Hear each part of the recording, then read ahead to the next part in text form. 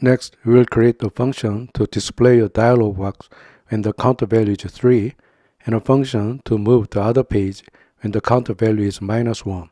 There is nothing special about it, so let's look at it after pasting the code we made. In the builder function, the counter value is checked, and if it is 3, the show dialog function is called.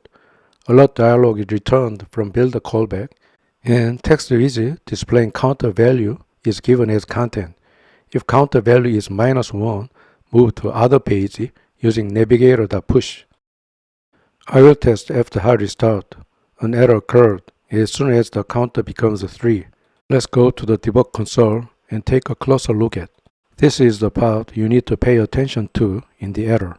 Set state or mark needs build called during build. This overlay widget cannot be marked as needing to build because the framework is already in the process of building widgets. What this means is that dialogs that are overlay widgets cannot be marked as needing to be rebuilt while the framework is building widgets. This means that you shouldn't be asked to draw something while the framework is already drawing something. Let's do a hard restart and press the decrement button this time. A red page was displayed for a moment, and then I went to other page. Again, let's look at the error message in the debug console. The same error occurred this time as well. This is because when you do navigator.push, a new screen is displayed on top of the existing screen. Here's something to note.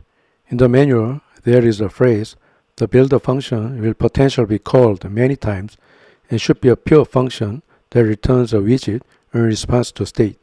This means that the builder function should be a pure because it can make additional calls from the Flutter framework as needed.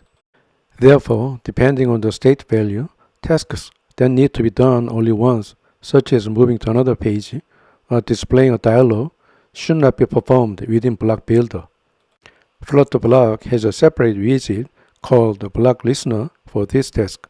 BlocListener is a Flutter widget that requires a qubit or block and a listener callback. There is no need to separately call of setting method because BlocListener takes off the task of looking up the widget tree by using the specified qubit or block type, block provider, and current build context. And the listener function performs one-time actions such as dialog display and navigation in response to a new state. Unlike the builder of Block Builder, the listener is a function that is called only once for a state change, and the return type is void. Let's apply BlocListener. After wrapping Block Builder with BlocListener of counter qubit type and counter state type, copy if and else if in Block Builder's builder callback and paste it into BlocListener's listener. Let's do hard restart and test. 1, 2, 3. Dialog is displayed. From now on, let's press the decrement button. The moment it becomes -1, it moves to other page and no error occurred. However, work like building a widget according to the state value and at the same time performing a one-time action such as displaying a dialog for a specific state value occurs very frequently. That's why they provide the Block Consumer widget that makes this kind of work convenient. Block Consumer makes it convenient to use BlocListener and Block Builder without nesting them. In other words, Block Consumer provides a listener and builder at the same time.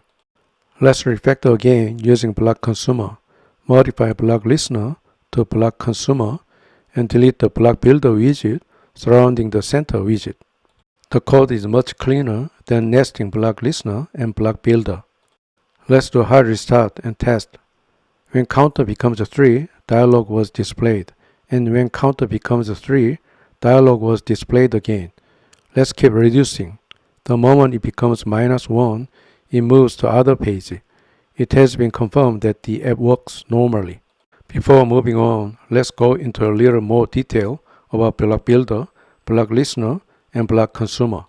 Block Builder provides an optional callback called buildWhen. The buildWhen callback receives the previous state and the current state as arguments and returns a boolean. If it returns true, it rebuilds, and if it returns false, it does not rebuild. BlocListener also provides an optional callback called listenWhen. The listenWhen function receives the previous state and current state as arguments and returns a boolean.